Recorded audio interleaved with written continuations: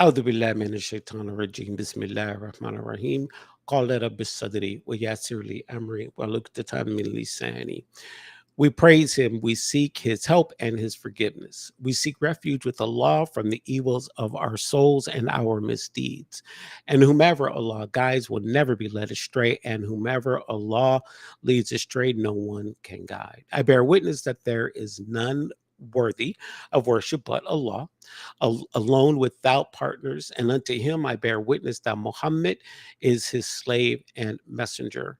And I greet you in the tradition of Islam. Assalamu alaikum wa rahmatullahi wa barakatuh. My name is Rashid, and I am coming to you from Sacramento, California. And I welcome you to another installation of the Friday Reminder. And I most honor and feel blessed to be here today. And this is my first one since Ramadan ended, so definitely feeling honored about that. Um, and what I wanted to talk to you about today, and also to heavily remind myself, is to know your value. Know your value. And so we'll start with ayat number 21, verse number 26.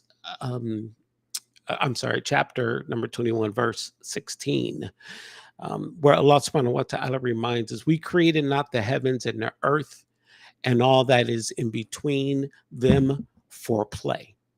And if we unpack that a little bit more, Allah subhanahu wa ta'ala is going to point us to chapter 38, ayat number 27, where Allah subhanahu wa ta'ala again reminds us, and we created not the heavens and the earth and everything in between them without purpose.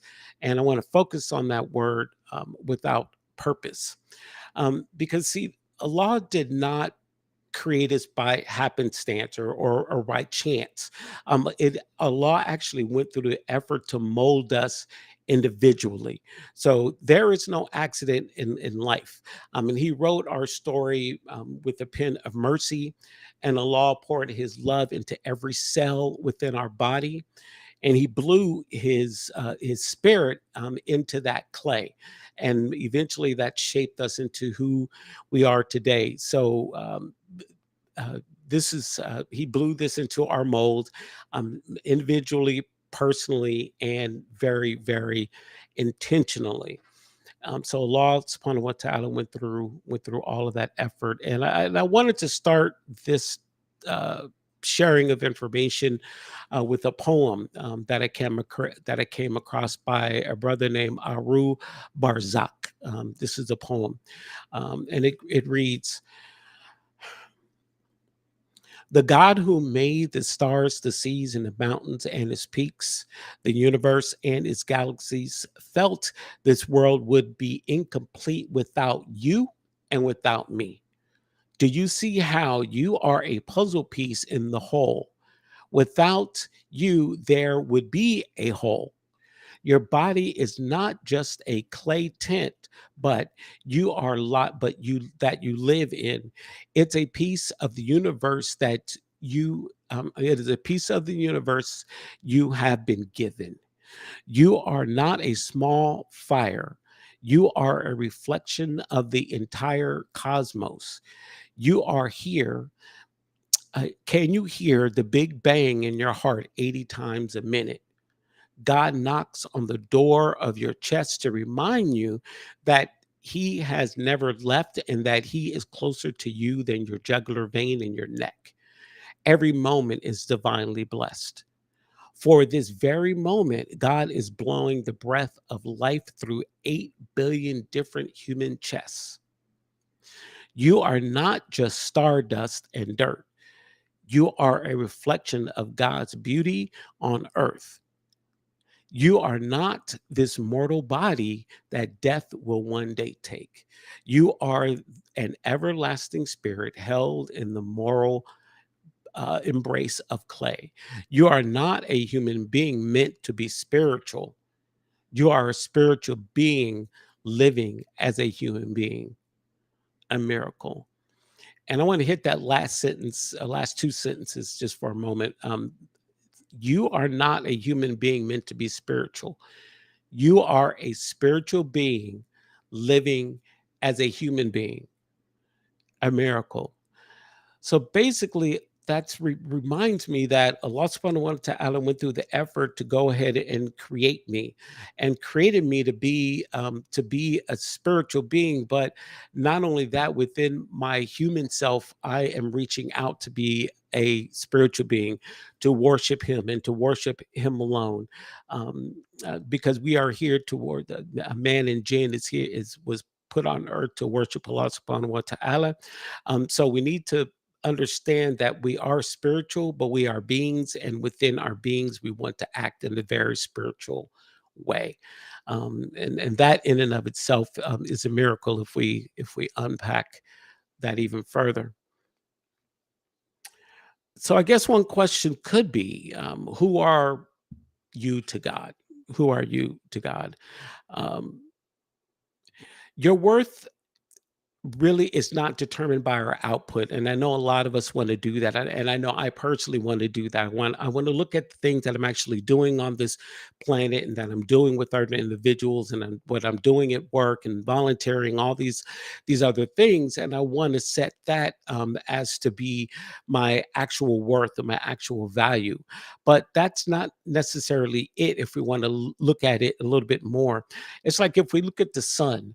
Um, the one of the worth or benefit of the sun is all of the output that it's doing. It's actually giving us warmth. It's actually helping the seeds to grow, and it's giving us warmth on this planet, and it's doing so many other things that the sun is doing.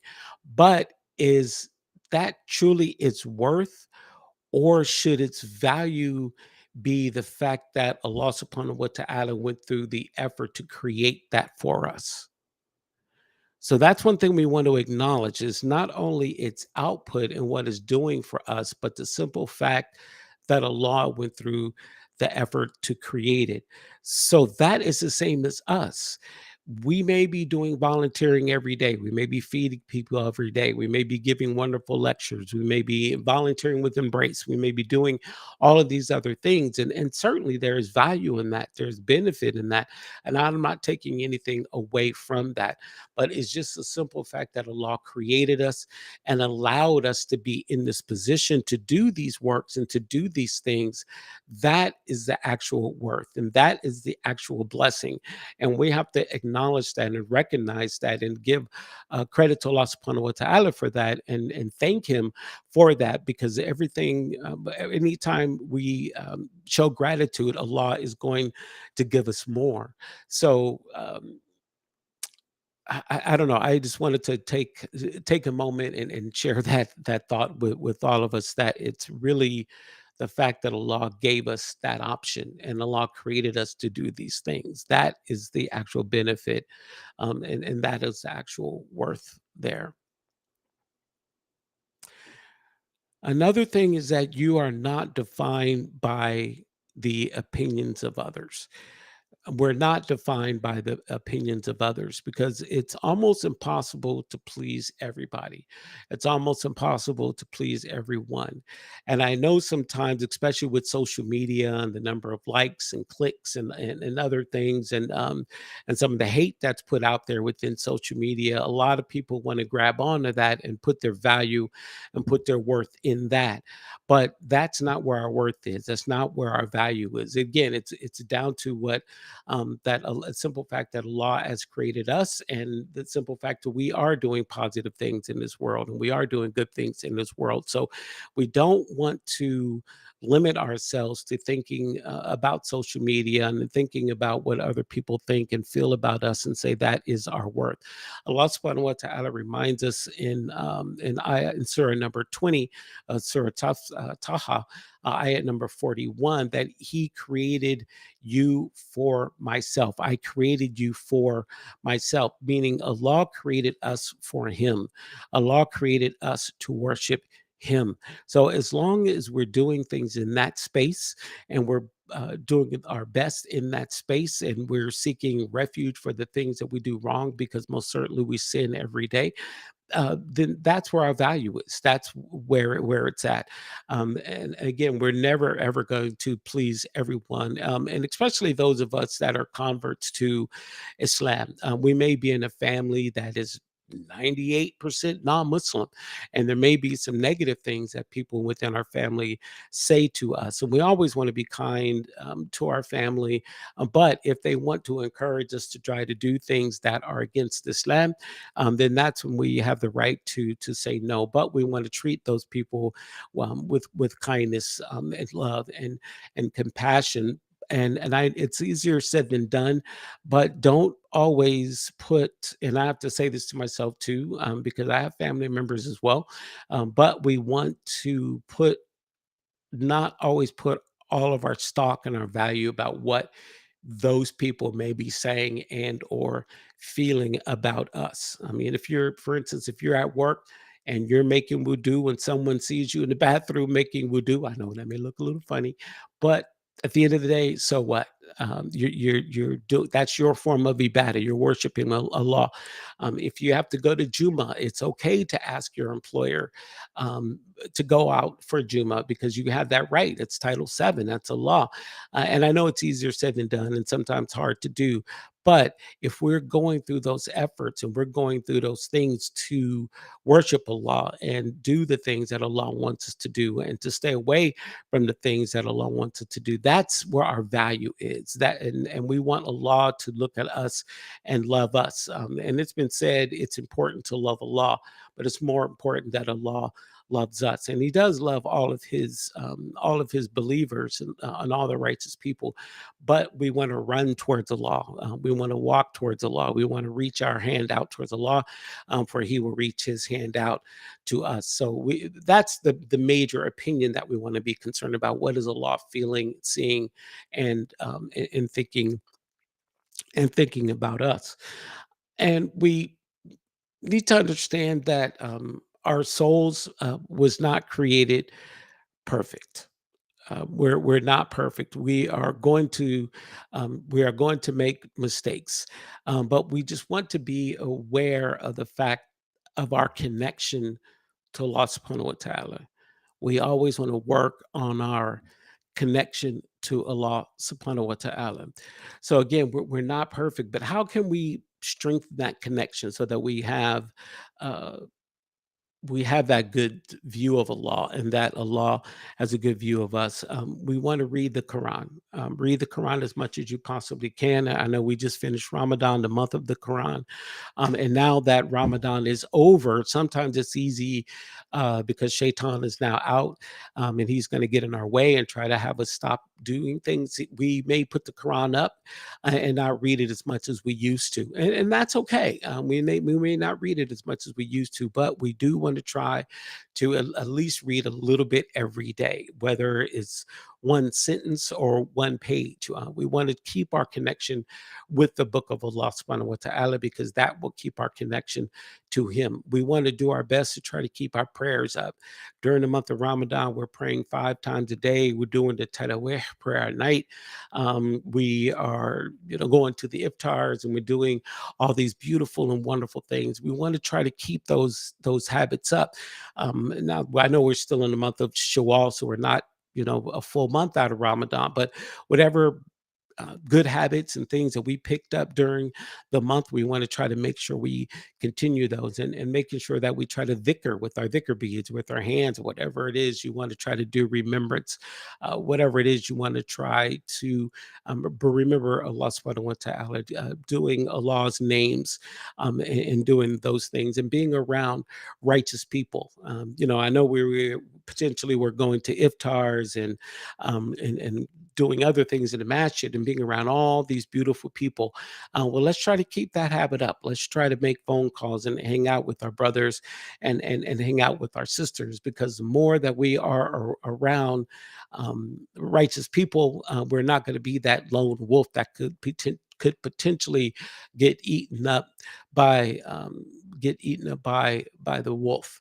So as far as knowing who we are, part of knowing who we are is staying strong with our Islamic identity. We want to stay strong with our Islamic identity. And one of the ways, like I said before, to do that, just to keep our connection with Allah subhanahu wa ta'ala.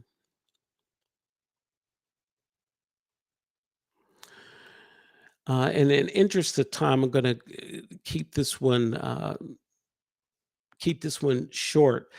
But while we're thinking about who we are, we also want to think about who other people are.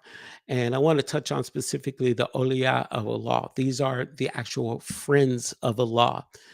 There's a group of people out there, and we don't know who they are. We have absolutely no idea who they are, uh, and they don't even know who they are, thankfully. But these are the friends of Allah, and if you are a friend of Allah, I'm sorry, if someone is a friend of Allah and someone comes along and tries to wage war on them, Allah subhanahu wa ta'ala says, whoever takes the special friend of mine as an enemy, I will wage war on him. Let me repeat this. Allah subhanahu wa ta'ala reminds us, whoever takes that special friend of mine as an enemy, I will wage war on him. So if someone is an awliya of Allah subhanahu wa ta'ala and you dislike that person, then Allah is going to potentially weigh war on you. And we don't know who those individuals are. So therefore, we want to protect ourselves. We don't want to walk around slandering our brothers and sisters. We don't want to backbite our brothers and sisters. We want to protect our brothers and sisters. We want to treat individuals with kindness, because on the day of judgment, they could be taking things from our scale, from our good deeds, and Allah subhanahu wa ta'ala could be waging war on us either in this world or the hereafter. It's not specified within that particular ayat and anything that I've read, and I'm sure there's a lot of people out there who know a lot more than me.